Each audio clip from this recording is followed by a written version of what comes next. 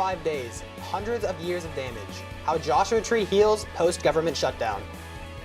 And light speed to summer, Disneyland gives us a sneak peek into the new Star Wars land. From Dodge College of Film and Media Arts, this is Chapman News.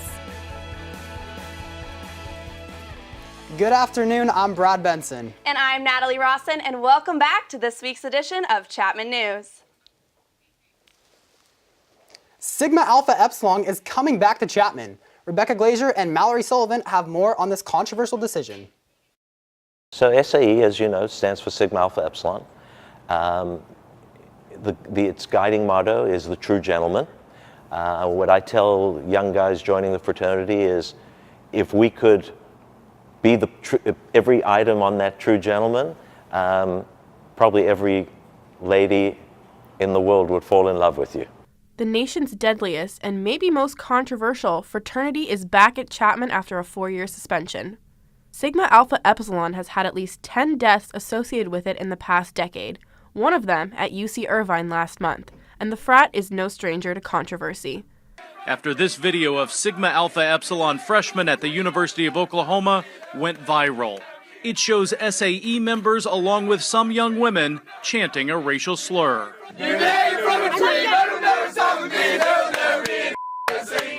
SAE was one of the subjects of the 2015 documentary The Hunting Ground, which took a look at sexual assault on college campuses. The fraternity's nickname? SAE, sexual assault expected. Kicked off Chapman's campus for an undisclosed reason, the fraternity's now private Instagram page showed women with SAE's letters on their bare bottoms. But SAE isn't totally unwelcome on campus. Brad Cohen, a former SAE national president, is a Chapman donor who established a Greek life scholarship here, and he's spoken with administrators about the chapter's return. I think it's very unfair to judge a national fraternity when it is really setting the tone. If you go speak to the National Interfraternity Conference, which represents all fraternities across the country, they would say SAE is the living example of what and how fraternity should be moving into this century. Is this a chance for SAE to start fresh on campus? Not all students think so. It's a bold statement to reinstate them back on Chapman's campus, and it sets a precedence that these things are fine or they're just not important enough to be talked about. At the end of the day, you're still a Chapman student. So if the behavior is bad, as much as it is an SAE issue or it's a Fiji issue or whoever the fraternity is, it is also a Chapman issue because it's poor behavior by the students. The fraternity is expected to colonize on campus in just a few weeks, but we still haven't heard back on an exact date. You can expect to see SAE on campus sometime next year. For Chapman News, I'm Rebecca Glazer. We'll just have to wait and see how SAE reacclimates to Chapman's campus this spring. The latest in the R. Kelly sexual abuse case. Kelly was released from jail Monday on a $100,000 bail paid for by a friend. He was charged with 10 counts of aggravated sexual abuse of 4 women. 3 were under the age of 17 at the time of the crime. Each count carries a prison sentence of 3 to 7 years. Kelly is currently pleading not guilty to the charges against him. His next court date is set for March 22nd. Time's Up and CEO President Lisa Borders resigned earlier this week following sexual misconduct allegations against her son, Gary Bowden Jr. The decision was made 4 days after Celia Gellert, a 31-year-old Santa Monica woman, claimed in a Facebook post that Bowden had been sexually inappropriate with her during a healing session. Gary Bowden Jr. is denying these allegations, stating there was no inappropriate or non-consensual touching at any time with Gellert. Announcing her resignation, Lisa Bowden released a statement which read, "Unfortunately, it is with deep regret that I must resign from Time's Up to address family concerns that require my singular focus. I appreciate the opportunity to support this mission, and I hope my efforts will continue to resonate."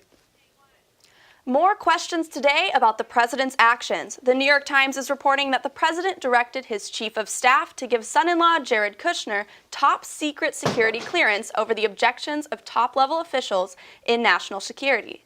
These actions, while not illegal, are unprecedented. This follows a tough week for the president. Talks with North Korea's Kim Jong-un abruptly ended with no agreement. This, while 8,000 miles away, the president's former lawyer and fixer testifying before Congress. Sienna Platt takes us through this week in Washington and Southeast Asia. We would be delinquent in our duties as members of Congress if we did not overturn what the president is proposing.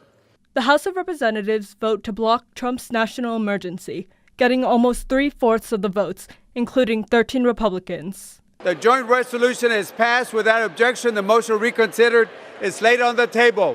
The Senate, which has a Republican majority, now has 2 weeks to cast their vote. Trump has already said he plans to veto the bill if it passes. Meanwhile, his former lawyer, Michael Cohen, gives testimony on Capitol Hill. I am ashamed because I know what Mr. Trump is. He is a racist, he is a con man, and he is a cheat. While his credibility is in question, Cohen's testimony sheds new light on our president, who is just returning from the Vietnam summit with Kim Jong-un. They wanted the sanctions lifted in their entirety, and we couldn't do that. They were willing to denuke a large portion of the areas that we wanted, but we couldn't give up all of the sanctions for that. It's been a busy week for America regarding politics, with all eyes on Trump and his administration. For Chapman News, I'm Sienna Platt. The family of Otto Warmbier, the American student who died 2 days after being released from a North Korean prison, is blasting President Trump this morning for supporting North Korean leader Kim Jong-un. The North Korean dictator claims he knew nothing about Warmbier's condition in the prison. Trump says he believes him. The Orange County Board of Supervisors has decided to lessen the number of voting locations in the county. The now 1,200 polling places will drop to 188 voting centers. These centers will be open 10 days prior to the election for both voting and registration. Voters will now receive ballots in the mail prior to the election that can be mailed back or dropped off to any voting center location in the county, eliminating the current use of provisional ballots. The city of Orange is being sued. Attorney Kevin Shankman filed the lawsuit over Orange's city council member selection system. Shankman claims the system dilutes the votes of Latinos, which make up nearly 40% of the city's population, urging district-based elections since 2017. City Hall has declined to comment on the state court suit, stating they haven't received formal documentation yet. Orange County officials are saying seizures by deputies of the illicit and dangerous drug fentanyl have spiked at an alarming rate, doubling in the past year. This pharmaceutical is often used to treat severe pain in cancer patients and can be over 50 times more potent than morphine. When used unregulated and illegally, the drug can be deadly. The 44 pounds seized last year has OC deputies on high alert for a rise in drug-related activity and crimes. In December, the broadcast journalism world lost a beloved anchor from an overdose. KTLA's Chris Burrows was found unconscious in a Days Inn motel and was unresponsive to emergency medical care. Investigators have confirmed that Burrows died of an accidental methamphetamine overdose.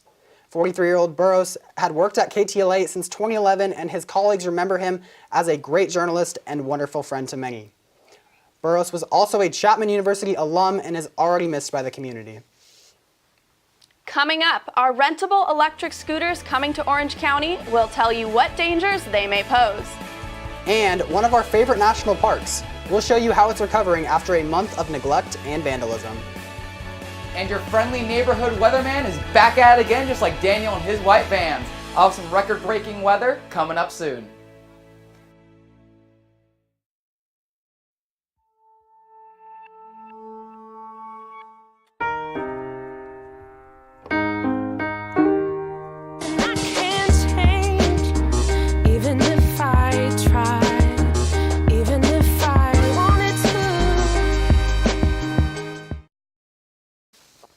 Tired of the traffic on your morning commute? Orange County-based Senator John Moorlach is proposing a bill that would get rid of speed limits for 2 lanes on the 5 freeway and Highway 99. The bill would expand 235 miles from Bakersfield to Stockton in both directions. Moorlach believes the lanes will ease traffic congestion and cut down on accidents. The proposed bill is based on the success of Germany's Autobahn motorways, whose road traffic deaths are 3 times lower than the United States. The bill has yet to be assigned to a committee for further discussion, but it is an attempt to remedy LA's notorious stop-and-go traffic. New statistics show distracted driving, along with more bikes and pedestrians on the road, are resulting in more accidents. The new electric scooters craze may increase these numbers even more. Electric scooters are sweeping the nation as the newest form of public transportation, most recently making their way to Orange County. People have been finding these flocks everywhere, and they have even been popping up in metropolitan areas abroad in Europe and the Middle East. To use the scooter service, all it takes is a quick download of the app to rent the bird. Users pay by the minute according to the amount of time that they plan to ride. Once you're at your destination, you can just leave it wherever you want. These seemingly harmless scooters are causing major controversy in big cities like Los Angeles. These electric scooters can be found all over, even in the middle of the road. These abandoned scooters pose a large threat to both drivers and pedestrians, blocking the sidewalks and roads depending on where they're dumped. But that's not the only threat they pose. These electric scooters have also been causing serious injuries to pedestrians due to traffic accidents. One man flew over the handlebars and face planted on the asphalt after the brakes of his bird locked up on him. So basically, I went face first. And where did you land? On the ground, my face on the ground. It was terrible. I had like really bad lacerations on my face. He says a bystander found him unconscious and helped him a few blocks to his house. Were you wearing a helmet? I was not wearing a helmet. Why not? Because I didn't think I was never going too fast. This electric scooter phenomenon has been met with a strong resistance from Orange County residents. Honestly, bird scooters are kind of a nuisance, not gonna lie. A lot of times, people just kind of strew them anywhere that they see fit. More or less, I just don't want to see them everywhere, especially all over campus, stuff like that. The scooters come with few restrictions, which may pose a threat to riders. Anyone with access to a smartphone, including young kids, can rent these potentially dangerous vehicles and injure themselves without their parents ever knowing. Residents worry that if someone were to ride these scooters into a remote area, emergency services may not be able to find the rider in case of an accident. Although this low-cost transportation definitely has its advantages, such as reducing the carbon footprint, the risk of injury is keeping these birds from the Orange County area.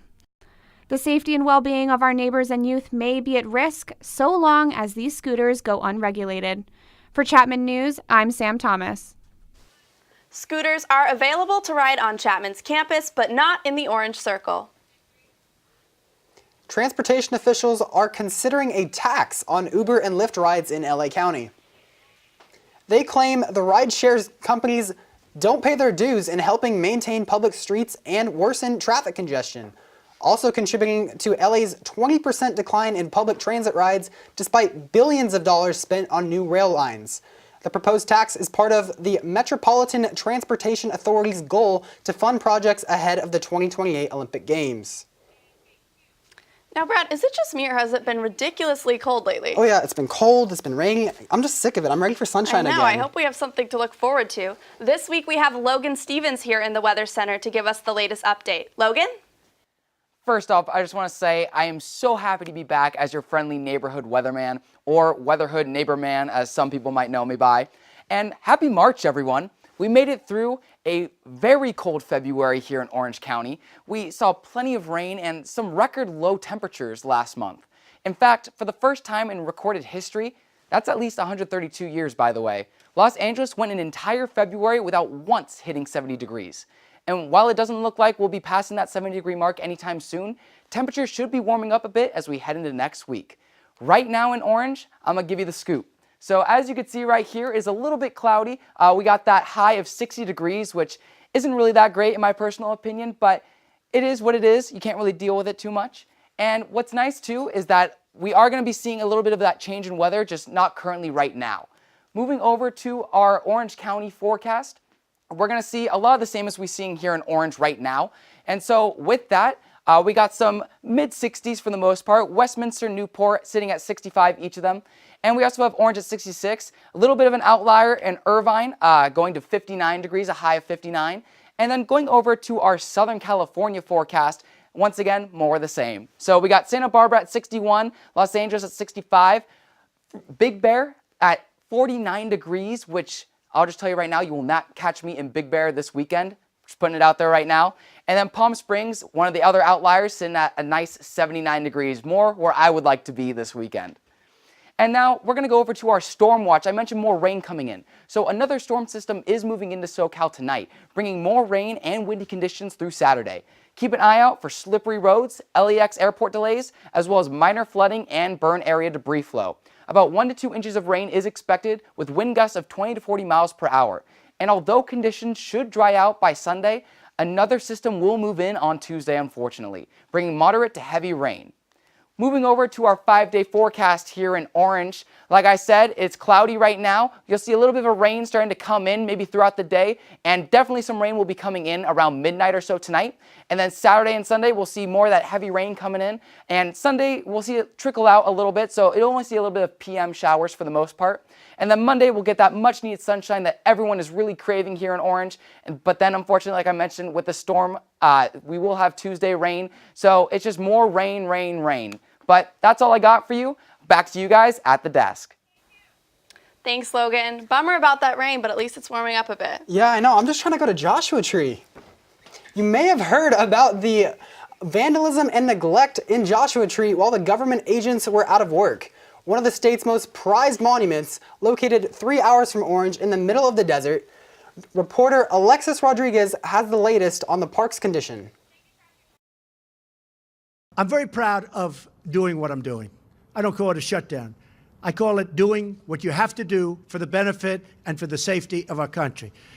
December 22nd, 2018 to January 25th, 2019. It crossed borders. It crossed calendars. President Trump's shutdown of the government.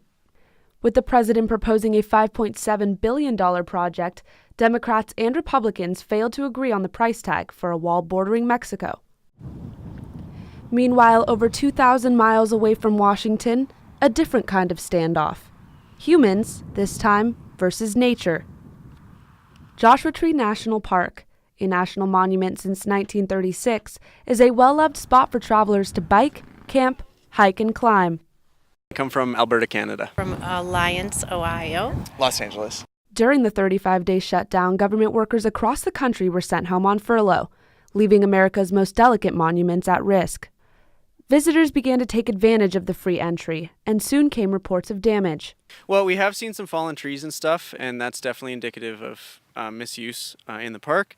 But we are really impressed with the National Park Service and how well it's been cleaned up. It was people like John who teamed up to take ownership of the park's health. We got together right away and started to get folks up there and take care of the bathrooms and things like that. The former park superintendent Kurt Sauer explains the desert soils and slow-growing Joshua trees could take 200 to 300 years to recover from all the illegal off-roading and destruction that occurred during the shutdown. 300 years may seem like a long time, and the damage may appear small. However, the desert ecosystem is fragile, and it needs time to heal itself. With the government and the parks back in service comes a restored sense of peace. But the park's popularity continues to grow, calling into question if we might just be loving our parks too much. Reporting from Joshua Tree National Park, Alexis Rodriguez, Chapman News. Another government shutdown was averted 2 weeks ago. Nonprofit groups like Friend of Joshua Tree are urging the park to be closed if there's another shutdown. A galaxy not so far away, Disneyland's new Star Wars land prepares to launch. The Angels could be moving. Find out where after the break.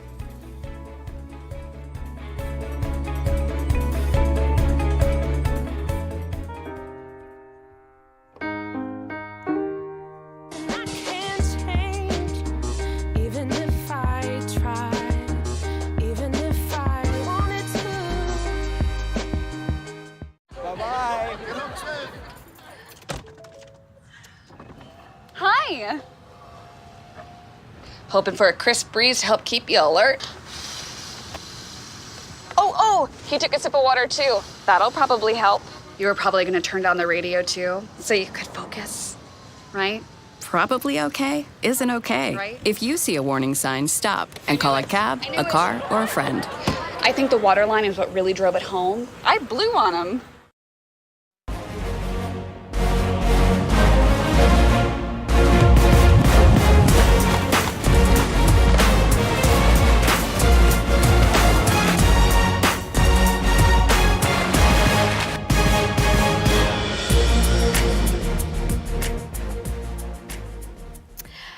Hello, everyone, and welcome to the Best Campus Sports Show. I'm Mallory Sullivan.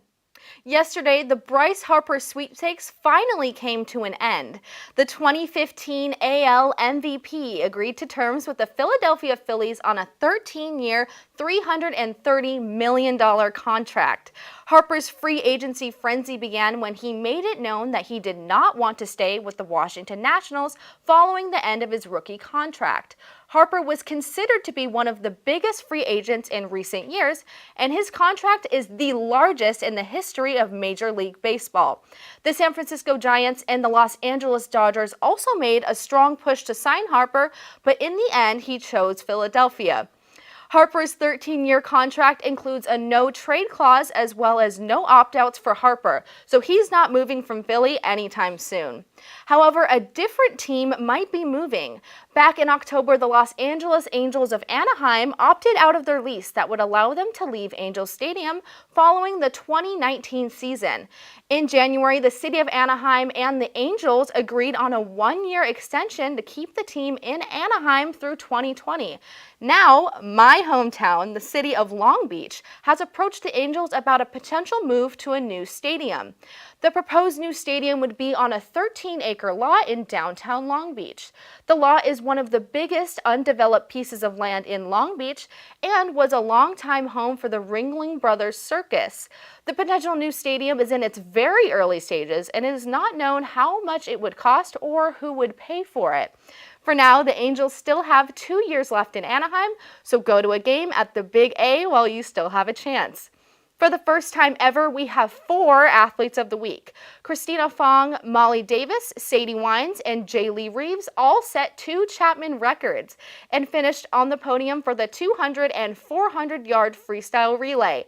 Brad Benson met up with them for this week's edition of Athlete of the Week. I'm here with the 200 and 400-yard freestyle relay team. So my first question is, swimming's usually thought of as it's an individual sport. So how does being on a team of 4 differ from an individual race? Individually, we care about our times, but at the end of the day, it's more about how the team's doing overall. All right, now Molly, you're the anchor. You're the last person. Is there any sort of pressure being that last person, whether it's maintaining a lead or catching up to the other teams that are ahead of you?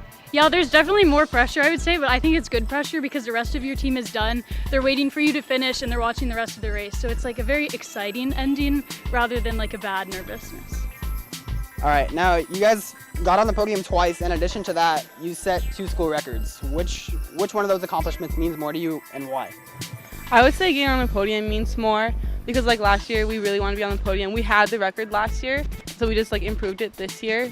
Actually being on the podium, people actually seeing our success was more meaningful. Hey, Christina, Sadie, you guys are both seniors. What advice do you have for these 2 right here and the other ones on the team? I would say just keep doing what you're doing, and we're all here for a different reason, and so remember what that reason is and keep swimming strong. All right, well, thank you ladies so much for joining me here on another edition of Athlete of the Week. The ladies' season concluded earlier this week, and Chapman finished in 5th place in conference. Another season that could be ending soon is the Miami Heat. They are currently the 10 seed in the East, and with a loss to the Suns at home on Monday night, things weren't looking too good down in South Beach.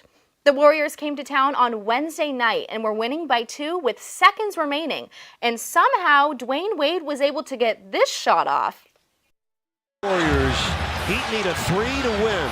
10 seconds left. Wade against Iguodala. 5 seconds left.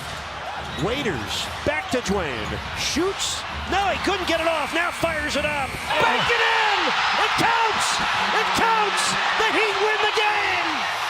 Dwayne Wade won it for Miami. 126 to 125.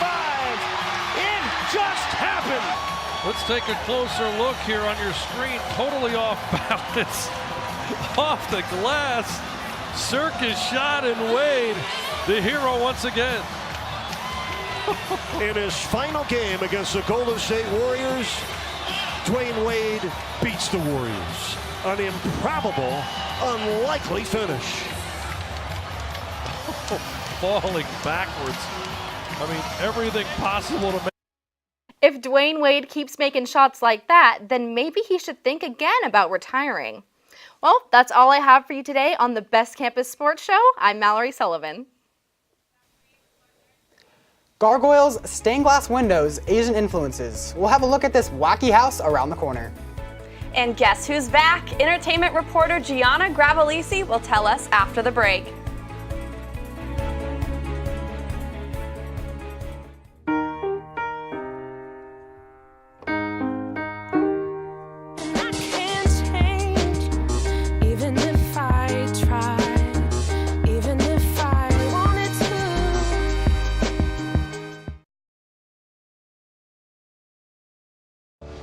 This year, patriotism shouldn't just be about pride of country. It should be about love. Remember that to love America is to love all Americans, because love has no labels. Bye-bye. Hi. Hoping for a crisp breeze to help keep you alert. Oh, he took a sip of water too. That'll probably help. You were probably gonna turn down the radio too, so you could focus, right? Probably okay isn't okay. Right. If you see a warning sign, stop and call a cab, a car, or a friend. I think the water line is what really drove it home. I blew on him. Hey guys, it's Gianna Gravelisi, back again to serve you the hottest tea in entertainment this week. The Oscars happened this past Sunday, and the show was a success, with a lot of great moments. I'm here to cover them all in just 1 minute. Ready, set, go. The 91st Academy Awards strayed away from the ongoing #OscarsSoWhite campaign. Out of the 4 actor winners, 3 of them were people of color, including Regina King, Mahershala Ali, and Rami Malek, as well as several filmmakers including Alfonso Cuarón. Not only that, but Ruth E. Carter and Hannah Beachler of Black Panther were the first African-American women to win Best Costume and Production Design. Also, Spike Lee won his first ever competitive Oscar for Best Adapted Screenplay for BlacKkKlansman. But he got a little upset when Green Book, edited by Patrick J. Donvito, a Chapman University alumni, won Best Picture. Yikes. Glenn Close is now 0 for 7 in Oscar nominations, but got a nice shout out from Olivia Colman, who won Best Actress for The Favorite. The Academy also extended their presenters beyond just Hollywood stars, including people like athlete Serena Williams, Chef Jose Andres, and Representative John Lewis. Hollywood stars were still glowing on the red carpet, though, including Lady Gaga, who showed up wearing a fat 141-year-old Tiffany diamond that was last worn by Audrey Hepburn when she was promoting breakfast at Tiffany's, and Jason Momoa brought back the scrunchie. And scene. The Oscars also ended its 4-year streak in the decline of viewership, increasing its audience from 12% from last year. Moving on, but still speaking of Jason Momoa, the Aquaman and Game of Thrones actor is now the face of the infamous Samoa Girl Scout cookies. A Colorado Girl Scout named Charlotte Holmberg sought out to beat her own 2018 cookie-selling record of 2,000 boxes. With the help of her mother that works in marketing, the two printed out a new purple label for the cookies and renamed them Momoas with a shirtless picture of the actor, who responded by saying, "I love Girl Scout cookies. I was waiting to get some free ones. I'd love some." Me too, Jason, but personally, I call them Caramel Delights. On a sad note for Riverdale and 90210 fans, actor Luke Perry suffered a stroke yesterday morning at his home in Sherman Oaks. He was responsive when paramedics arrived, but his condition slowly worsened. Perry is currently sedated and is being closely watched by doctors at the hospital. Ariana Grande has been living in the headlines lately. Shortly after the Queen of Pop surpassed Selena Gomez as the most followed woman on Instagram, she announced that she'll be headlining the Manchester Pride Festival this August, returning to the city where an attack happened at her concert just 2 years ago. Not only is she taking action by going back, the singer also just released $8 clear bags for her fans to buy for her upcoming Sweetener tour in order for extra safety precautions. You don't have to travel all the way to Manchester to see a celebrity, though, because today at 6:30 p.m., Laverne Cox will be on Chapman's campus as UPB's spring speaker. Her Ain't I a Woman presentation will be covering how race, class, and gender affect the lives of trans women of color. Tickets are free to Chapman students, and the event will take place in Memorial Hall.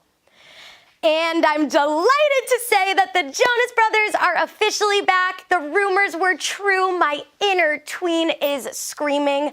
Nick, Kevin, and Joe reunite for the first time in over 5 years and released their new single, Sucker, last night. The song was prefaced with the teaser videos of the brothers getting in the famous carpool karaoke car with James Corden. Oh, good? Yeah. Nice to see you. Wait, hang on. Is what I think is happening, is it happening? Yep. We're back. The trio will be taking over Corden's Late Late Show all week starting on Monday. I'm speechless, over the edge, just breathless. That's all the hot tea I have for you guys this week. If you need me, I'll be listening to Sucker on repeat all weekend. Back to you guys at the desk. Thanks, Gianna. I am so excited about the Jonas Brothers. What about you, Brad? You know, I'm just not a big Joe bro. That's disappointing. The 39th annual Black History Parade, hosted by the Orange County Heritage Council, brought together families and community members earlier this weekend. Orange County residents left behind political opinions at their doorsteps and came together to celebrate Black history and culture. We started coming to the parade back in 2008. The reason why we come to fellowship with the community of Orange County here. We come to fellowship with people of all colors and races, and to enhance and to recognize Black history and what African Americans and Black people have been able to contribute to this community of Orange County. So we come for information, we come for clarification. We just come to have a great day in Black history. And it was a great day thanks to Shedrick Collins, the man behind the scenes who made this event possible. I'm currently the president of the Orange County Heritage Council, and we put on this event every year. It showcases Black history. It showcases a family reunion for all of those who originated here in Orange County. This is a big event every year. People look forward to it. The community is a big participant. I feel like every day you should celebrate your culture and who you are and where you come from. And that also means, embracing other cultures, accepting people from who they are. A new homeless shelter will open early next week in Anaheim near the 91 freeway and Glasell Street. A 12,000 square foot La Mesa emergency shelter will house over 100 people, replacing last year's removal of the homeless from the Santa Ana River Trail. A mural at La Mesa reads, "Restoring hope, transforming lives," the new shelter's motto. This Old Town Orange home is being called Just Plain Crazy. The Gothic home, complete with stained glass windows, red walls, and medieval carvings, just sold for over $1.2 million. Built in 1925, the 2,000 square foot home's interior ranges from Art Deco to Asian to even fantasy. Located at 552 East Pomala Avenue, it is marked one of the 10 most recognizable homes in Old Town. Down the street, Disneyland's preparing for an out-of-this-world attraction landing in June. This week, cast members were able to catch their first glimpse of Galaxy's Edge during an after-hours party. Several of the uniforms were shown off, including name tags with their name in both English and the written Star Wars language, Arabesh. Are you going to check out Star Wars Land, Natalie? I don't have a Disneyland pass, but I feel like I have to get one now. You know what I'm super excited about? Colton jumping the fence next week on Bachelor. Oh my God, I am so excited. I'm not going to miss it. Also, don't miss an episode of Chapman News. Follow our YouTube channel at chapmannews.tv and social media accounts at Chapman News. That's all we have for you today. I'm Brad Benson. And I'm Natalie Rawson. Thanks for tuning in. Have a great weekend.